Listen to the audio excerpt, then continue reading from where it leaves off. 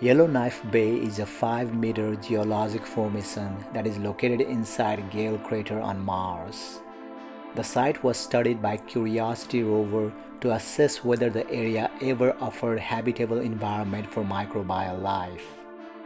The site was chosen after previous observations showed morphological features created by the presence of liquid water, suggesting the presence of an ancient lake which could have sustained life.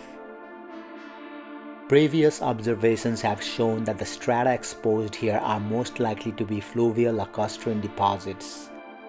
These aqueous environments are believed to preserve evidence of paleohabitability and potentially Earth-like microorganisms capable of breaking down rocks and minerals for energy, known as chemolithoautotrophs.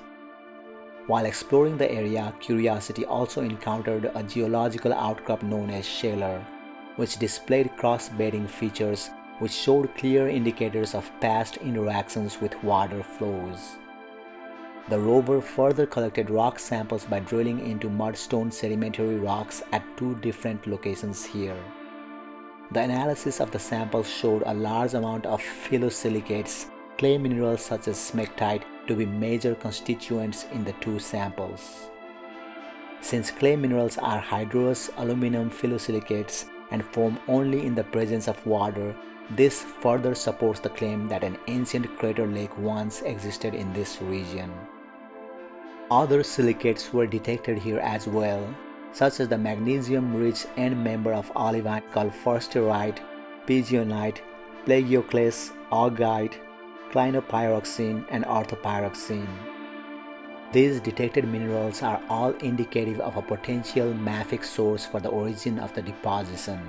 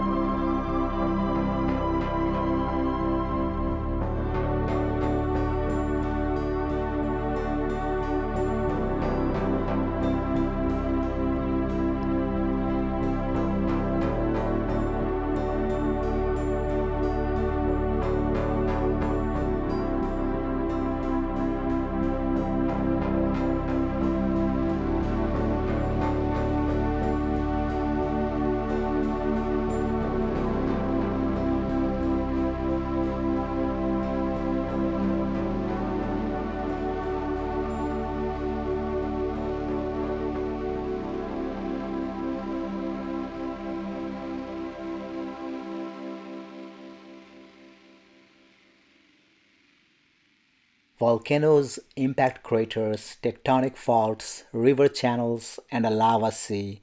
A vast amount of information is captured in a relatively small area in this geologically rich image. At first glance, two contrasting circular features jump out of this scene. A volcano that rises gently above the surface with a collapsed caldera system, and an impact crater that digs down below. Both features have different stories to tell. Lying in the shadows of the solar system's largest volcano, Olympus Mons, the much smaller Jovis Thalos shield volcano bears its own evidence of a long eruptive history. Its complex caldera system comprises at least 5 craters. The largest is about 28 kilometers wide and sits off-center. The caldera step down towards the southwest, where the youngest eventually meets with the surrounding sea of even younger lava flows. The lavas create a shoreline around the flanks, obscuring the original relief of the volcano, which now only sits about 1 kilometer above the surrounding plains. On closer look, individual lava flows can be found all over the plains. These lava flows have also washed over fault lines, filling in the sets of parallel graben that dominate the north and northeast parts of the scene in particular. Graben are sunken valleys created when the planet's crust stretches apart, such as under the pressure of volcanic and tectonic stresses in this region. A steep scarp of one of these graben cuts right into the eastern flanks of Jovis Thalos. Some portions of this graben can be traced for several kilometers further north, in some places more significantly filled in with lavas. A hidden surprise lies close to the east of Jovis Thalos. A less developed volcano subtly causes the surface to bulge. Zooming in shows a fissure vent from which less viscous lava flows than at Jovis Thalos once erupted, perhaps in a similar style to the activity seen in Iceland or Hawaii on Earth. In contrast to the volcanic craters, a very different type of crater lies to the north of the region. This 30-kilometer wide impact crater was created when an asteroid or comet crashed into the surface, penetrating the layers below. Its fractured floor and the fluidized nature of the ejected material around the central crater, giving it the appearance of a flower with many layers of petals, points to the impactor striking a water or ice-saturated ground. More evidence of this region's watery past lies to the northwest of the crater. Zooming into the long fault lines that truncates the top left of the plan view images are signs of an outflow channel. Water bursting out from here in the past formed streamlined islands and terraced channel walls. Some much smaller channels can be found cross-cutting the northern ejecta blanket of the large impact crater as well. Massive amounts of water likely purged from underground aquifers over time as a result of volcanic warming melting the ground ice, and as a faulting took place, with the water taking the easiest way to the surface through the graben system. Taken together, this single scene paints the picture of a fascinating and extremely active planetary history.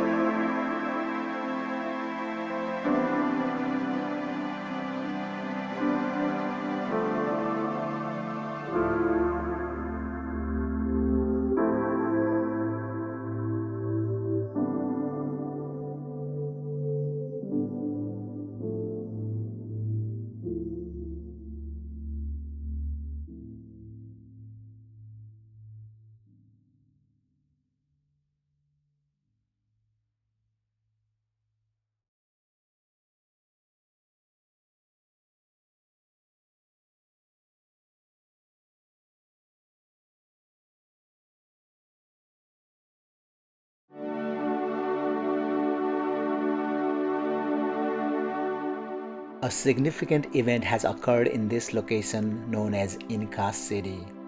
The layer of seasonal ice has started to develop long cracks, which is visible in the orange-colored band adjacent to the araneiforms. Araneiforms are enigmatic dendritic negative topography features native to Mars. Found across a variety of substrates and exhibiting a range of scales, morphologies, and activity level, they are hypothesized to form via insolation-induced basal sublimation of seasonal carbon dioxide ice. Fans of dust are also seen emerging from long linear cracks.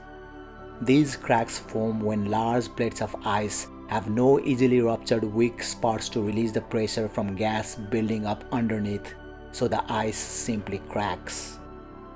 There are also more fans on the ridge at the top of the image, and more have appeared in between the araneiforms. We do not have any analogous processes occurring naturally on Earth, so this is truly Martian.